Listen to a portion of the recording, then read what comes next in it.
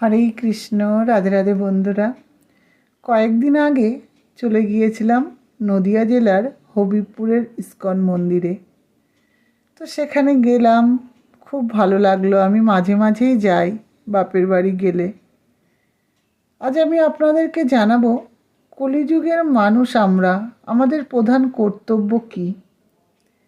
এই কলিযুগের নাহি কোনো গতি, যদি না হয় মধুর কৃষ্ণ নামের সুমতি।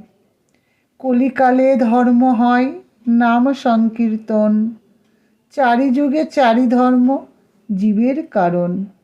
অতএব কলিযুগে নামযজ্ঞ সার, আর কোনো ধর্ম কইলে নাহি হয় পার। তাই বলবো, কলিযুগে হরে কৃষ্ণ মহামন্ত্র ছাড়া জীবের মুক্তি নেই।